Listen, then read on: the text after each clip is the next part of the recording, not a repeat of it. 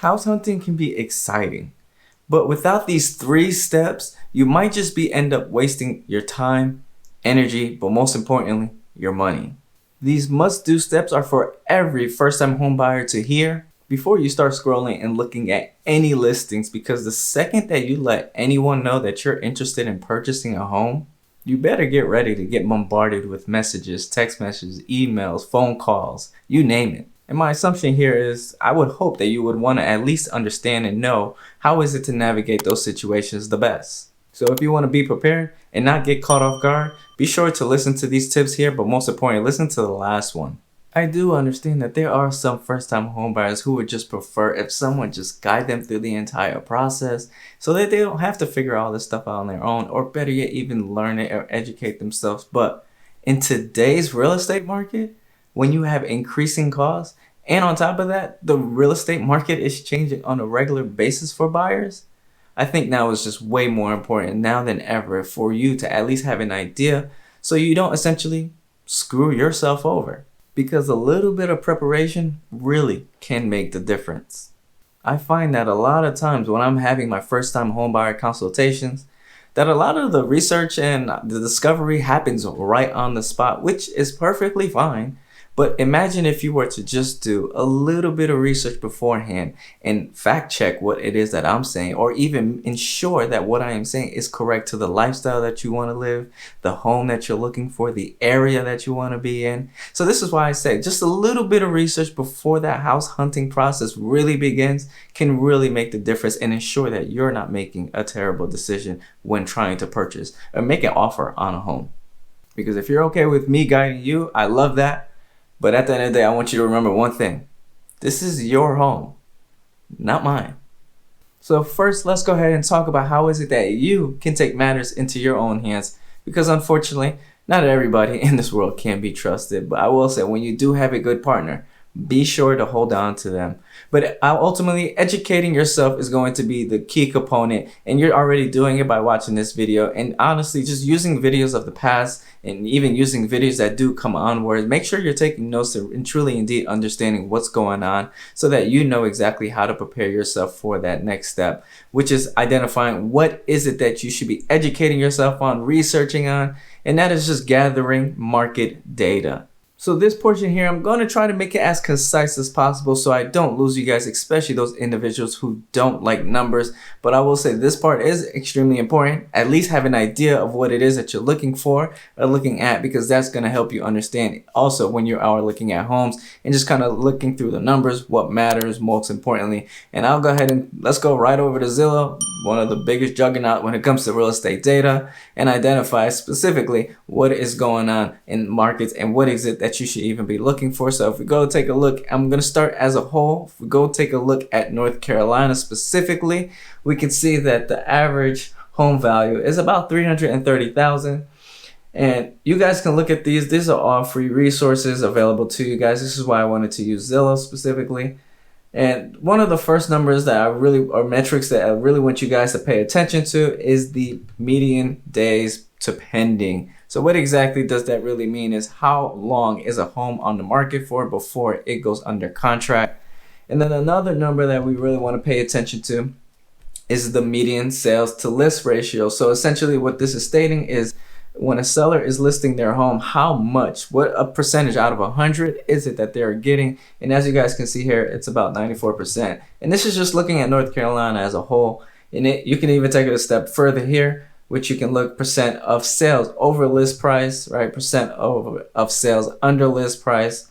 And then the last metric that I think is truly indeed important is the for sale inventory. So how many homes are actually on the market will determine whether you're in a seller market or a buyer's market. Of course, that for sale inventory being a little bit higher is going to be more favorable to you as a buyer, whereas if this number is lower, it's going to be favorable to those sellers. So now that we're able to collect some of that information about the state as a whole, let's go ahead and dive deeper into the state specifically. And because we started with North Carolina, we're going to keep that city aspect of North Carolina as well, which we're going to look specifically at Raleigh, North Carolina.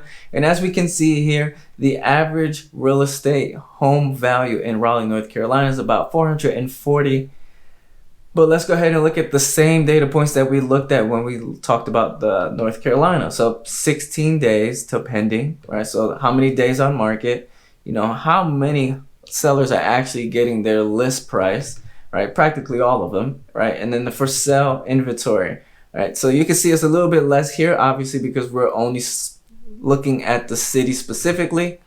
But this number here, if it goes any lower, that's not a good thing for you as a buyer. But if it does continue to trend higher, then that is a good thing for you as a buyer. But now that we have the state, the city, let's now narrow down to the zip code. So you should literally be doing this because this is literally going to give you the trends. It's going to tell you ideally what's going on in the area. Because again, as you guys are able to see, and you may be able to see it really now I'm going to show you guys, the state had a completely different price point, median price point. Raleigh specifically had a different price point. But now when we go look at these zip codes specifically, they're going to have a different price point as well, which is why I think breaking it down like that can kind of give you the entire picture rather than just looking at one component of it and only getting that piece of it. So let's go ahead and look at the zip code specifically so you can see how it all changes. Looking at this zip code here, we have 27613, which is still in that Raleigh area. It's just one of the better parts in Raleigh where a lot of people like to move to, and let's just say it's more for the affluent at this current moment, as you guys can see, with the price point being about 580,000. So if we go ahead and take a look now at the data points that we were really looking at, right, we're still going to say stick to the days on market, right? So it's 12 days on market.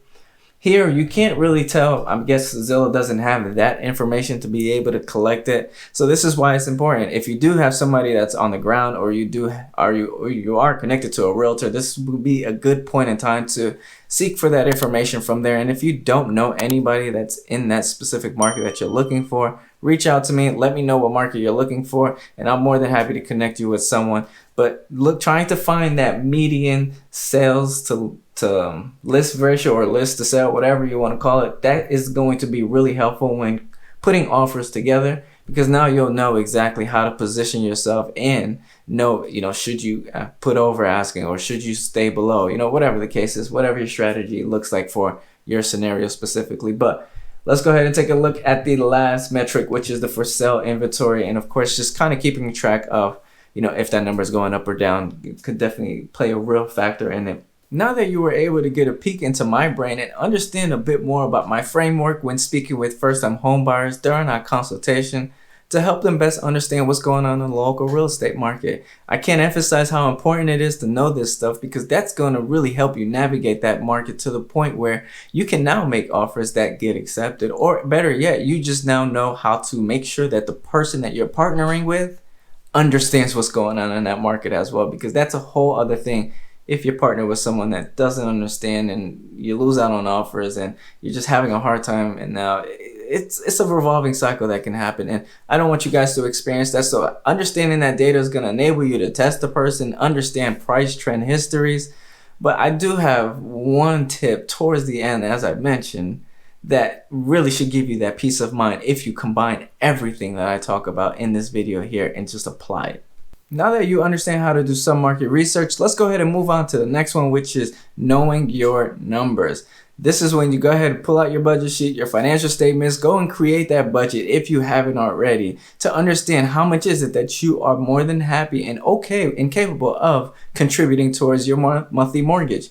Obviously, a mortgage isn't something that we can avoid, so it's best to know that number up front, because no one is going to enforce this number better than you should, and you are. Not your realtor, not your lender, maybe your financial advisor, man, as well. But the reason why I say that is because a lot of the costs and things like your extracurricular activities, a lender isn't going to look at that. So this is why it's important for you to have your number of what it is that you're willing to spend on the monthly basis, so that when you do make that offer, you already know what's going to come on the other end when it comes to your monthly mortgage payments. And since I did mention lender, I wasn't really planning on speaking about this, but I'll throw this bonus tip for you guys.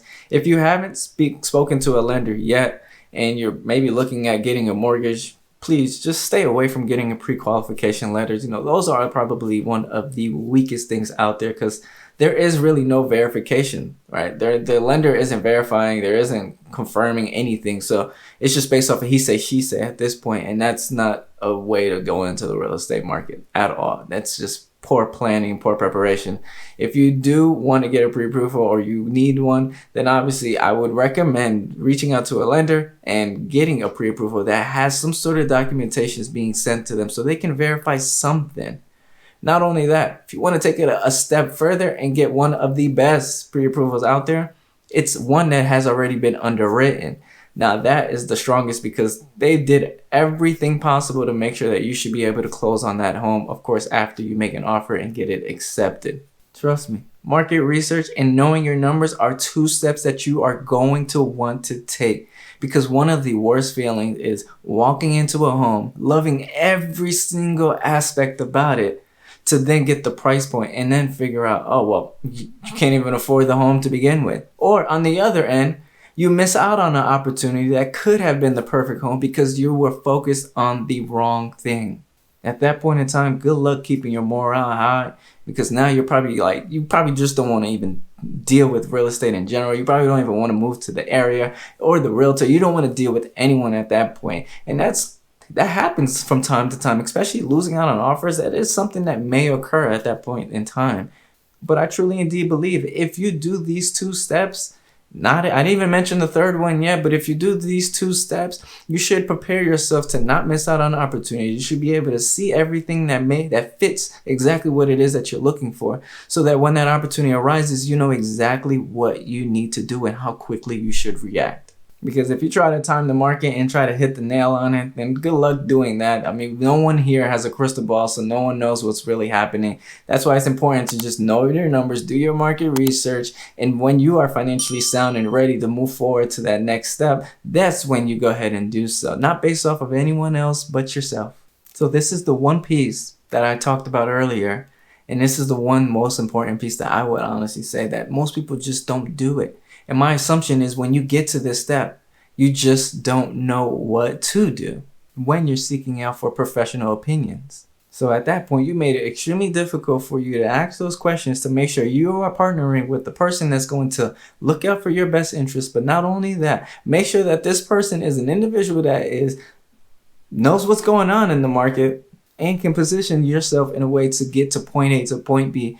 So I'll go ahead and drop some questions that I think you should definitely have and write on your radar, so that when you do have these questions, you can actually test the person to make sure that they're qualified enough to assist you. And one of those questions being, how do they navigate multiple offer situations? Go ahead and write that down. The next one I have is, what is their process like when submitting an offer? And the last question I have is, how do they ensure that you don't miss out on any opportunities? Of course, there's a plethora of questions out there that you can go ahead and ask, but you understand and you ask these 3 questions, you will have a good understanding if this individual is even well prepared to assist you.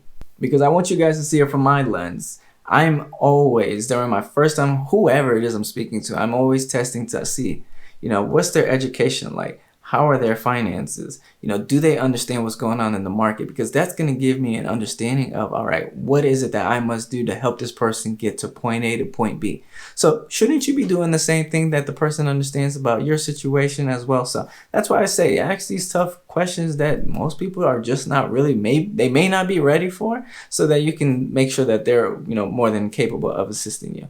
And even if you don't remember those questions specifically, if you did, if you know your numbers and you did your market research, you should be able to question specifically about the market to see if that person can answer whatever question that you have, if they can answer it quickly. And this is a perfect time to see, are your numbers right in terms of, the market research that you did? Were those numbers correct, or were you well off? And can you get explanation to better understand what is going on?